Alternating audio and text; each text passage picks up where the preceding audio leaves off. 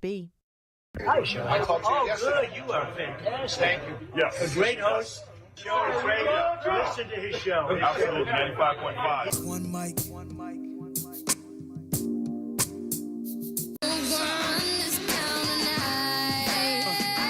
Hey, Shelley with the show live, local, topical, and relevant, my friends. Man, it's going to be a good one tonight. Let's get right to it. First of all, look, if you listen to the show, Shelley Went to Show is live, local, topical, relevant, right? We say that every night because it's true. But if you listen to the show enough, you know, since the big, beautiful bill, there are things that I have not agreed with our president or this administration on. And I've vocalized those disagreements. Now, in today's world, if you disagree with a Democrat, you're a Republican. If you disagree with the president, you're a Democrat. You can't have a kind of, nuanced thought. You can't speak in the gray. Everything is black or white. You love him, you hate him. That's it, right? And if you love him, you got to agree with everything he says. If you hate him, you got to disagree with everything he does and says, right? That's the world we live in, unfortunately. But I can't live in that world. I have to live in a world where I tell you exactly what I feel every single night. So if you listen to the show for any period of time, you would know that I have been, the war going to war on February 28th and not after the midterms. I had a problem with that and everything, right? And other things as well. The spending, and it's just things, right? And I vocalized those disagreements. But I got to tell you, when I saw my guy, President Donald J. Trump, with his hand on his beautiful wife Melania's, buttocks, I was like, that's my dude. That is my dude right there. Because I feel like every man, that's not just a random girlfriend. It's his wife, right? Now, if you're into a woman's into you, and you're dating and you guys are serious, married or dating seriously or engaged, whatever it is, every now and then, more now than then, you've got to palm those buttocks. You have to. It lets her know that you love her. It lets her know that what you feel about her. And it also, for her, it lets her know my man is here. I feel the presence of my guy. And I love seeing that picture. That was awesome. And so, but then I thought to myself, well, maybe there are ladies that don't like it. So I thought I'll ask the ladies. Do you like when your man, we're not talking about random dudes in a bar, right? We're talking about your man, your husband, your longtime boyfriend, whatever it is, whatever situation you're in. But, do you like when your man touches your buttocks, especially in public? Now, in the house, who cares? It's in the house. In public, do you like it? Now, I'm not talking about the full grab where you got, meat in your hands. I'm talking about the pat, the light pat, not the smack, the light pat. And I'm asking the ladies, is this something that you're okay with? 404-872-0750, 1-800-WSB-TALK. Those are the numbers for ladies to call in. Or guys, too. Sorry. But I wanted to start there because I thought it was for me, it reminded me when Michelle introduced Barack years ago at a rally and they fist bumped. And you know what I mean? As they're going off the stage, it's similar. It's that I got you. The pat, I got you. I love you. And the smile and the wink from the wife or the girlfriend that says, thank you, baby. I love you too. It's the same thing. It's these things that you see between people who love themselves, who love each other, when they show affectionate in affectionate ways. They show people that they're in love in affectionate ways. And I thought it was great. I thought it was wonderful that the president, at his age, with this beautiful younger woman on his arms, with the king and queen of England, they're walking, and hordes of people out there, and they're walking together to go talk, and cameras are firing off and everything, and he just lightly, yeah, it's mine. It's my woman, the first lady. Ain't she fine? Good for you, Mr. President.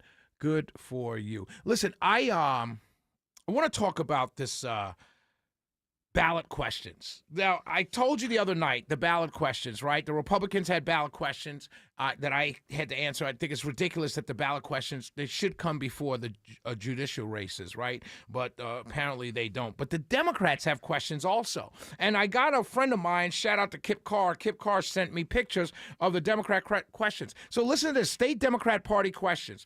First question that the state Democrat Party put. So the Republican state party puts out questions, which I thought some of them were ridiculous questions. But listen to the Democrat questions, just as ridiculous. State Democrat Party questions. Number one, should the state of Georgia raise sales taxes on everyday items like clothing, food, and school supplies to pay for an income tax cut that would make millionaires and billionaires richer? That's a question on the ballot. I don't know what it means, though. Of course I wouldn't be for that, right? No one would when it's phrased like that. But obviously they're attacking the Republican plans to cut income tax. Next, yes or no question. Is it ethical for, that was yes or no. This yes or no as well. Is it ethical for political candidates who have used their public offices to enrich themselves and their families or have had $1 billion of business dealings with the state of Georgia to hold statewide office? That's obviously going after the Republicans running for governor. This is the county Democrat Party questions. Did you know that Georgia Republicans want to defund police and fire departments across 15 cities in Fulton County through their proposal to eliminate property taxes, which fund municipal services? On January 28, 2026, the FBI raided the Fulton County Elections Office and took your personal data. Do you think they should have your personal voter data? Are you aware a sitting Republican Fulton County Board of Commissioners served as a witness alongside other 2020 election conspiracy theorists on the affidavit the FBI used to steal your private election information? Definitely, they're going after a Republican Fulton County Board of Commissioner. Should known 2020 election deniers sit on a Fulton County Board of Registration and Elections? These are the questions that they asked. The Republican question, should the United States Constitution be amended to limit the number of Supreme Court justices to a maximum of 9 to prevent partisan court-packing schemes? Should Georgia enact the strongest election integrity measures possible, which may include hand-marked ballots, fines for counties that refuse to maintain current voter rolls, and restrictions on no-excuse absentee voting to restore trust in elections? We already have trust in the elections. But my point is, this is my point, my friends. The people don't care about this stuff. The people want good governance. And that's the problem here. We just want good governance. As for the paper ballots thing, let me say this. I voted yesterday. Today is what? Today is Tuesday, right? I voted yesterday, Monday, right? On first day of early voting. I voted yesterday. I went, they gave me my pen with the rubber tip, gave my ID, they gave me my card, and the pen with the rubber tip. I went to the machine. I slid the yellow card in, arrow up pointing towards the machine, and the screen opened up. And I went through the screen. This name, that name, this name, that name, this name, that name. No, yes, no, yes, no, yes, this name, that name, this name. At the end, it got to the end, print your ballot. I hit print. There's a green button. It said print. I hit print. My ballot came out as a piece of paper. I'm looking at the ballot. It's a piece of paper. And it had a QR code, and then below the QR code, it had all the choices that I made.